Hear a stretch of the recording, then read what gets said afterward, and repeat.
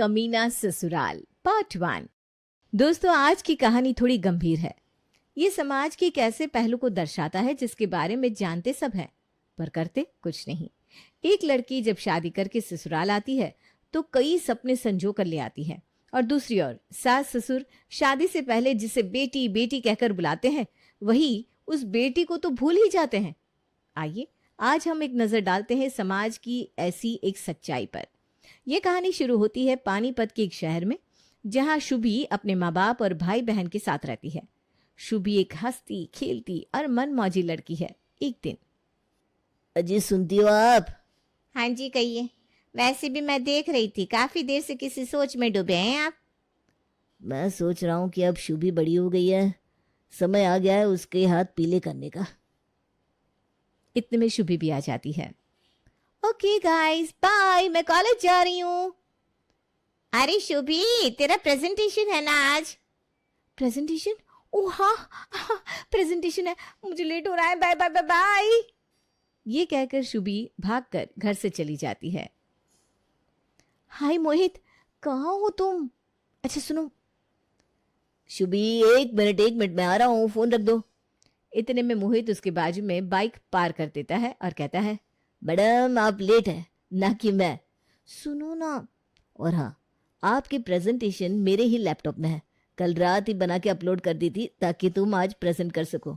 और कुछ Bibbu ji. Mohit, you are my best friend. तुम नहीं होते तो पता नहीं मेरा क्या होता। फ्रेंड फ्रेंड फ्रेंड, थक गया हूँ मैं ये शब्द सुनकर। हे भगवान, इसे मेरी फॉर एवर फ्रेंड, गर्लफ्रेंड, बीवी बनाने का क्या लोगे आप? मोहित ये सोच रहा था और उसकी पीठ पर एक प्यारी सी थपकी आई। ओए मिस्टर, चलो ना, आप कॉलेज के लिए लेट हो जाएंगी। और कॉलेज पहुंचते ही शुभी क्लास में गई, जहां सबसे पहले प्रेजेंटेशन उसकी थी। क्या कमाल की प्रेजेंटेशन थी वो। सभी उसके लिए तालियां बजाने लगे और उसकी प्रोफेसर ने खड़े होकर उसके लिए तालियां भी बजाई। शुभी, आई थिंक तुम्हारे अंदर बहुत टैलेंट है बेटा। तुम बोल्ड हो और तुम्हारा प्रेजेंस ऑफ माइंड लाजवाब है। कुछ लोगों को स्टेज फियर होता है, पर तुम तो स्टेज को अपना ही बना लेती हो। बहुत आगे जाओगी तुम। बस कभी अपने हुनर को जाने मत देना। चाहे लाइफ में जितना प्रेशर हो, अपने हुनर को हमेशा बरकरार रखना। ये सुनकर शुभी को कुछ समझ में नहीं आया, पर वो थैंक यू बोलकर चली गई। कॉलेज की कैंटीन में मोहित ने जैसे ही उसे देखा, वो बोल पड़ा, अरे आ गई हीरोइन, मान गए। प्रेजेंटेशन में तो तुमने आग लगा दी। मैं तो अभी से ही सोच सकता हूँ, शुभी प्रेसिडेंट ऑफ मार्केटिंग, कोई अच्छी बड़ी कंपनी के लिए। शुभी हंस रही थी कि अचानक से उसकी नजर किसी पर पड़ी और उसकी मुस्कुराहट जरा सी कम हो गई। मोहित ने कुछ भांप लिया और कहा, क्या हुआ शुभी, किसे देख रही हो, क्यों चुप हो गई? मोहित, ये लड़का कितना हैंडसम है यार, काश ये मुझे डेट कर लेता। कौन? अच्छा ये प्रेम। देखो शुभी, एक लड़का होने के नाते मैं तुमसे कह रहा हूँ, प्लीज ऐसे लड़के को भाव मत दो। इस प्रेम का कैरेक्टर कुछ ढीला सा है। अच्छा जी, कोई करे तो रासलीला है और वो करे तो साला कैरेक्टर ढीला है। अरे यार शुभी, क्या मस्ती कर रही हो? मैं सच कह रहा हूँ, ये प्रेम ना अच्छा लड़का नहीं है, हो सके तो दूर रहो उससे। मुझे पता है, इसीलिए मैं कह रहा हूँ। क्या पता है, बताओ तो। अरे कुछ बातें बताने की जरूरत नहीं होती है। खैर, मेरा काम ही तुम्हें प्रोटेक्ट करना है, और वो मैं हमेशा करूँगा। अच्छा, प्रोटेक्ट करना? क्यों भाई? मैं अच्छे से अपना भला बुरा जानती हूँ, ठीक है? इतनी बड़ी हूँ, पढ़ी लिखी हूँ, समझदार हूँ। समझ गए जनाब? ओके ठीक है, चली जाओ, पर याद रखना, ये लड़कों के लिए तुम सिर्फ एक और लड़की हो और कुछ नहीं। उस बात को सुनकर भी शुभी ने उसे अनसुना कर दिया और वहां से चली गई। इत्तेफाक से रात को रील्स देखते देखते उसके पास एक फॉलो रिक्वेस्ट आई। आधी नींद में जब शुभी ने वो रिक्वेस्ट देखी तो उसकी आंखें झट से खुल गई। प्रेम?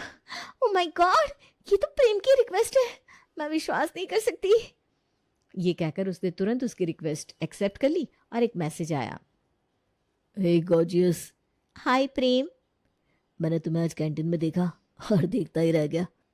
फिर तुम्हारे बॉयफ्रेंड को देखा तो नज़र घुमा दी। आई एम सॉरी, पर तुम्हारा चेहरा मेरी आंखों से हट ही नहीं रहा था। इसीलिए दोस्तों से पूछकर तुम्हारी आईडी ली और तुम्हें फॉलो रिक्वेस्ट भेज दी। वो मेरा बॉयफ्रेंड नहीं है, अच्छा दोस्त है। आई मीन था, उससे ज़्यादा कुछ नहीं। अच्छा, पर वो तो तुम्हारी हर बात काफ़ी केयरफुली सुन रहा था, काफ़ी सीरियस लग रहा था वो तुम्हारे लिए। ऐसा कुछ नहीं है, बेस्ट फ्रेंड है बस, और मैं उसे उसके आगे और कुछ नहीं देखती। चलो, थैंक गॉड। थैंक गॉड, क्यों? अब कुछ नहीं। तो मैडम, अगर आप सिंगल है तो आप इस सिंगल लड़की के साथ कॉफ़ी पीने चलेंगी? ज़रूर, क्यों नहीं। Let me know where. वैसे तो कॉलेज के पास एक कैफ़े है, पर पानीपत के कैफ़ेज़ को कहाँ कुछ बनाना आता है। घर आ जाओ कल शाम को, वहाँ पर मैं वर्ल्ड्स बेस्ट कॉफ़ी बना कर पिलाऊंगा। कॉफ़ी बीन्स खास इटली से इंपोर्ट किया है मैंने। घर? अरे अरे, डरो मत, कुछ नहीं होगा तुम्हें, मैं हूं ना। अच्छा जी, शाहरुख, मैं हूं ना। ठीक है, फिर कल पक्का। अगले दिन शुभी कॉलेज का कहकर तो चली जाती है, पर वो कॉलेज पहुंचती नहीं है। मोहित उसका पूरा दिन इंतजार करता है, पर शुभी आती ही नहीं। उसके घर के पास बाइक पार्क करके हॉर्न बजा के भी उसने देखा, पर वो बाहर नहीं आई। ये शुभी कहाँ होगी? कहीं कुछ हो तो नहीं गया उसे? ठीक तो है ना वो? मोहित पूरी शाम बाइक पर पानीपत में जगह जगह उसे ढूंढता है, पर वो नहीं मिलती। फोन भी ट्राई करता है, पर वो लगता ही नहीं। अंत में वो शुभी के घर के बाहर बाइक पार्क करके वेट करता है, और 8 बजे वो देखता है कि शुभी एक कार से उतरती है। बिना कुछ सोचे समझे वो उसके पास जाता है और कहता है, अरे शुभी, कहाँ थी तुम सारा दिन? मैंने कितनी बार तुम्हारा फोन ट्राई किया, तुम थी कहाँ? और ये फूल किसने दिए? किसके साथ थी तुम? अरे बस करो मोहित, मैं कोई बच्ची नहीं हूं जो कहीं गुम जाऊंगी। और रही बात कि मैं कहाँ थी, क्या कर रही थी, किसके साथ थी, that's none of your business. अपने काम से काम रखो और हटो मेरे रास्ते से। अच्छा, नन ऑफ माई बिजनेस? पूरा दिन कॉलेज में वेट किया, शाम को पानीपत के चक्कर लगा लगा कर पागल हो गया, और तुम कह रही हो कि it's none of my business? It is my business. तुम लाइन क्रॉस कर रहे हो मोहित। तुम मेरे दोस्त हो, बॉयफ्रेंड नहीं, समझे? क्या लेना देना है तुम्हारा? लेना देना है शुभी, क्योंकि क्या? छोड़ो, तुम ना कभी समझी ना कभी समझोगी। बस अपना ख्याल रखना तुम, और कुछ चाहिए होगा तो मुझे बता देना। बाय। ये कहकर मोहित वहां से थोड़ी ही दूर शुभी को अपने घर के अंदर जाता हुआ देखता है। आंखों में आंसू लिए वो वहीं सड़क के किनारे घंटों बैठ जाता है और अपनी किस्मत को कोसता है। कुछ दिनों बाद, मोहित, मैं कई दिनों से देख रही हूँ, तुम बस अपने में खोए खोए से रहते हो। बताओ बेटा, क्या हुआ? माँ, मेरा पहला प्यार अधूरा रह गया। मेरा भगवान पर से विश्वास ही उठ गया। बस मैं टूट गया हूँ, कुछ बाकी नहीं रहा जीवन में। ऐसा मत बोलो बेटा, ऊपर वाला अगर कुछ कर रहा है तो सोच कर ही कर रहा है। आज अगर कुछ छीन रहा है तो कल उससे दुगना देगा वो तुम्हें। तुम चाहे किसी पर विश्वास करो या नहीं, बस खुद पर विश्वास रखो और आगे बढ़ो। नहीं मम्मी, सब खत्म हो गया, सब खत्म।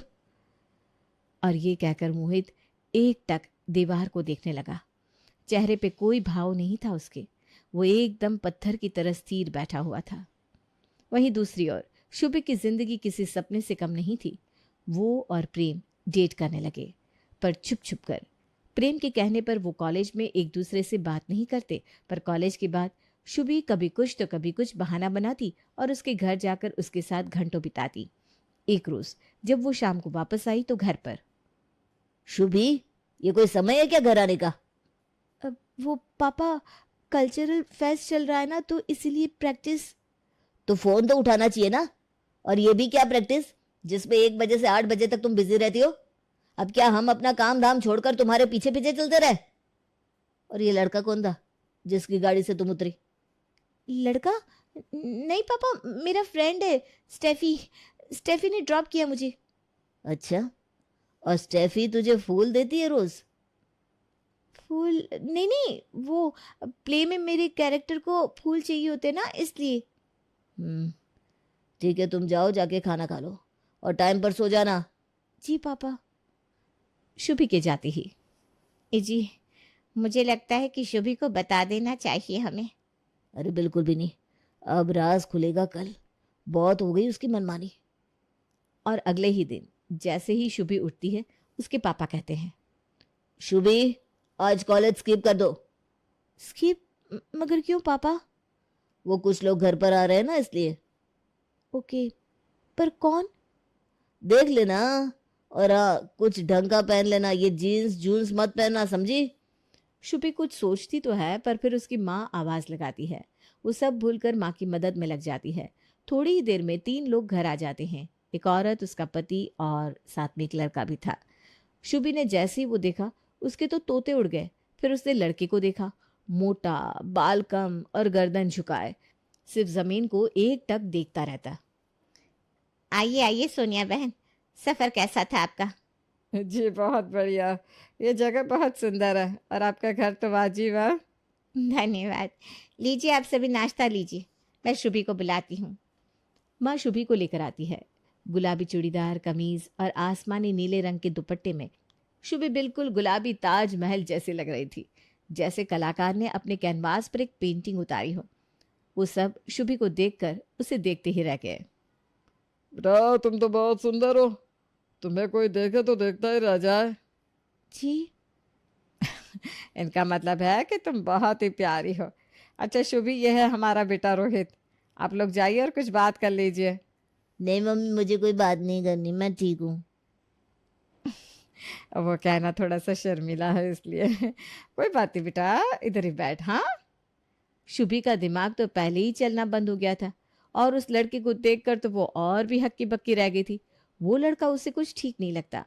कुछ औपचारिक बातों के बाद लड़के वाले वहां से चले जाते हैं। उनके जाने के बाद, पापा आपका दिमाग तो खराब नहीं हो गया? ये किस लहजे में बात कर रही हो अपने बाप से? अच्छा, आपको लहसी की पड़ी है। और वो लड़के वाले, यक! आप सोच भी कैसे सकते हैं मेरी शादी के बारे में? अभी अभी तो मेरा मास्टर्स बाकी है, मुझे करियर बनाना है। मैं ये सब किसी बेवकूफ लड़के की बीवी बनने के लिए वेस्ट नहीं होने दूंगी। देख बेटा, दिमाग से सोच, दिल से नहीं। इनसे मैंने पहले ही बात कर ली थी। जानती है ये लोग कहाँ से हैं? बॉम्बे से। हाँ, बॉम्बे से बेटा। तो वहाँ जाएगी तो इस छोटे शहर से तेरी आंखें उस बड़े शहर में खुलेगी, और फिर हम भी तो आ सकते हैं ना उधर। एक मिनट, ये लास्ट में क्या कहा आपने? कि आप लोगों का आना जाना आसान हो जाएगा उधर? मतलब कि अपनी ऐश के लिए आप मेरी बलि चढ़ा देंगे? हरगिज नहीं। देख, हमने तेरा रिश्ता तय कर दिया है। ना वो दहेज ले रहे हैं, ना ही उनकी कोई खास डिमांड है। बस लड़की चाहिए उन्हें, शुभी। अब शुभी डर जाती है और रात को फोन पर प्रेम को सब कुछ बता देती है। तुम एक काम करो, कल सुबह मेरे बारे में बता देना उन्हें, मैं आकर बाकी सब संभाल लूंगा। हाँ प्लीज, मैं तुम्हारे अलावा और किसी के साथ नहीं रह सकती। Please Prem, I love you. हाँ बेबी हाँ, डरो मत, हम लोग मैनेज कर लेंगे किसी तरह। और अगले ही दिन शुभी के घर आता है प्रेम। प्रेम को देखते ही शुभी के पापा उठ खड़े होते हैं और कहते हैं, जी कहिए, कौन है आप? आपका होने वाला दामाद। क्या क्या बक रहे हो तुम? जी हाँ, आपका होने वाला दामाद हूँ मैं। आपकी बेटी से बेइंतहा मोहब्बत करता हूँ मैं, और उसी से शादी करना चाहता हूँ। कैसा है ये बदतमीज लौंडा? और ये बदचलन लड़की कहाँ गई? शुभी, मैं आज ही लड़के वालों को फोन कर रहा हूँ। तुम्हारी शादी 15 दिन में हो जाएगी। ये सुनते ही शुभी अपने कमरे से भागती हुई आई। लाख मिन्नतें की, हाथ पैर जोड़े, पर कुछ फायदा नहीं हुआ। उसने भागने की भी कोशिश की, पर किस्मत ऐसी कि लोग उसे वापस पकड़ कर ले आए। शुभी शादी करके मुंबई, जिसे आप बॉम्बे के नाम से जानते हैं, वहां चली गई। ससुराल में पहला दिन। शुभे, अरे ओ शुभे, इधर आओ तो। जी माँ जी, कहिए। एक काम करो, तुम पहले तो सबका खाना बना दो। मेरे और पापा जी के लिए तुम पहले चाय बना लेना, फिर नाश्ता सेट करके कपड़े धो देना, ठीक है? और कुछ चाहिए होगा तो बताना। जी मम्मी जी, पहले रोहित का टिफिन बना दो। ये रोहित रोहित क्या लगा रखा है? हाँ, रोहित जी कहो, समझी? रोहित जी, अरे पति है वो तेरा, कोई यार नहीं है। तेरे सारे यार होंगे पानीपत में, यहाँ ये सब नहीं चलेगा, समझी? और रोहित के लिए टिफिन क्यों? वो ऑफिस थोड़ी ना जाता है। रोहित जी ऑफिस नहीं जाते तो फिर? अरे वो शेयर मार्केट का काम करता है, वो घर से ही होता है। Share market? हाँ तो शेयर्स का काम करता है मेरा बेटा, पैसों में खेलता है मेरा राजकुमार। चलो, कुछ तो अच्छा हो रहा है मेरी लाइफ में। ये सोचते हुए शुभी अपनी गृहस्थी को संभालने में लग जाती है। थोड़ी देर में उसके ससुर उसे आवाज लगाते हैं। शुभी, ओ शुभी, इधर आओ तो जरा। जी पापा जी। बैठो यहाँ, नीचे बैठना बेटा। शुभी को कुछ समझ में नहीं आता, पर वो बैठ जाती है। अच्छा एक काम करो, मेरे पैर दबाओ, चलो क्या? पैर दबाओ, हाँ ऐसे, जोर से। और सुनो, ये सब सूट वूट मत पहनना, यहाँ साड़ी पहनो या फिर टाइट सी टी शर्ट। हाँ टी शर्ट सही रहेगी। वैसे तुम थोड़ी सी मोटी तो हो गई हो, जब घर में देखने आए थे तब तो पतली सी थी, शादी के बाद वजन चढ़ गया है तुम पर। अच्छा है, अच्छा है, मुझे भी ना हट्टी कट्टी और ताजी सी लड़कियां अच्छी लगती हैं। पिता जैसे ससुर के मुंह से ऐसी बातें सुनने के बाद शुभी के तो मानो हाथ पैर ठंडे पड़ गए। वो किसी तरह खून के घूंट पीते हुए अपने ससुर के पैर दबाने लगी। हाँ थोड़ा जोर से शुभी, इतना मांस चढ़ा लिया है अपने ऊपर तो थोड़ी ताकत भी लगाओ, चलो।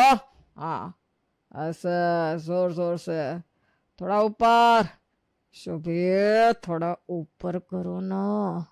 हाँ। तभी उसे सास की आवाज आती है। आवाज सुनते ही सुनील अपनी लुंगी नीचे कर देता है और शुभी से कहता है, भाग जाओ यहाँ से और चुप रहना, समझे। शुभी की आंखों में आंसू आ गए। वो समझ ही नहीं पाई कि अभी एग्जैक्टली क्या हुआ था उसके साथ। वो आंसू लिए अपने कमरे में दाखिल हो रही थी कि उसे अपनी पति की आवाज आई। डार्लिंग, हाँ आऊँगा ना तुम्हें मिलने ऑनलाइन शाम को 7 बजे, वहीं देसी रोमांस वेबसाइट पर। अच्छा अभी तो बताओ तुमने क्या पहना है। वाह वाह वाह। शुभी को अब जोर का धक्का लगता है। ससुर ऐसा, पति उससे भी गिरा हुआ। दिन के 2 बजे ये क्या चल रहा है? और उसके पति का शेयर मार्केट। वो सोचती है कि अपनी सास को सब बताए, पर बताती भी क्या और कैसे। ऐसे ही अत्याचार चलता रहा। एक दिन, शुभी उठो, शुभी उठ जाओ, मेरे लिए जाकर कोल्ड कॉफी और मैगी बना लाओ, जाओ। रोहित जी सुबह के 4 बज रहे हैं, आप प्लीज अभी सो जाइए और मुझे भी सोने दीजिए। ज्यादा जुबान चलाती है क्या? और एक थप्पड़ आता है शुभी के मुंह पर। ये क्या? क्यों? ज्यादा बकर बकर की ना तो यही हाल होगा तेरा। ज्यादा होशियार मत बनना, हाँ? चल जाके जो कहा है वो बना कर ला। रोती हुई शुभी वहां से चली गई। किचन में खाना बनाते हुए अचानक से उसे अपने पीछे एक साया महसूस हुआ और फिर किसी ने उसे पीछे से पकड़ लिया। सुन शुभी, इस घर में अगर तुझे रोटी चाहिए और खुला हाथ, तो मेरी सेवा तो करनी ही पड़ेगी। जैसा जैसा मैं बोलूं वैसा ही करना। जी पापा जी, आती हूँ अभी। और फिर कुछ ऐसा गंभीर हुआ जिसका जिक्र करना भी नामुमकिन है। शुभी अपने कमरे में जाती है। उसे किसी चीज का कोई होश नहीं था, पर बेशुद्ध होकर वो लेट जाती है कि पीछे से उसका पति उसे कहता है, शुभी आई लव यू, यहाँ आओ तो जरा। और ऐसे शुभी एक चक्रव्यूह में फंस जाती है जहां घर में किसी से उससे कोई लेना देना नहीं होता। बस सब अपनी जरूरत के समय उसे बुलाते। एक दिन, शोभे यहाँ आओ। जी माँ जी। ये सारा दिन तुम घर में मनहूसियत मत फैलाया करो अपनी शक्ल लेकर। और वैसे प्रेम से बात होती है कि नहीं? ये नाम सुनते ही शुभी के होश उड़ जाते हैं। वो जिंदगी जो वो कभी छोड़ के आई थी आज फिर उसके सामने आ गई। उसे देखकर उसकी सास जोर से हंसने लगती है। अरे तू इतना क्यों घबरा रही है? बहुत यार रखने का शौक है ना तुझे? न जाने और कितनों को रखा होगा अभी तक। तुझे क्या लगा हमें पता नहीं चलेगा? अभी तेरे यार को बुला देती हूँ, चल मेरे साथ। और ये कहकर शुभी की सास उसे पीटती है, गालियां देती है और उसे कमरे में बंद कर देती है। शुभी चीखती चिल्लाती पर किसी को कोई फर्क नहीं पड़ता। अगली सुबह उसकी सास दरवाजा खोलती है और कहती है, सुन चुड़ैल, जल्दी से तैयार हो जा, और खाना लगा देना। एक मेहमान आ रहा है आज, समझी? 1 घंटा है तेरे पास बस। जी माँ जी। शुभी जख्मी हालत में पहले खुद तैयार हुई, फिर घर की सफाई और खाने में लग गई। जब मेहमान आए तो वो किचन में चाय नाश्ता लगा रही थी और लेकर बाहर गई, पर वो जैसे ही उस शख्स की तरफ मुड़ी, उसके चेहरे की हवाइयाँ उड़ गई।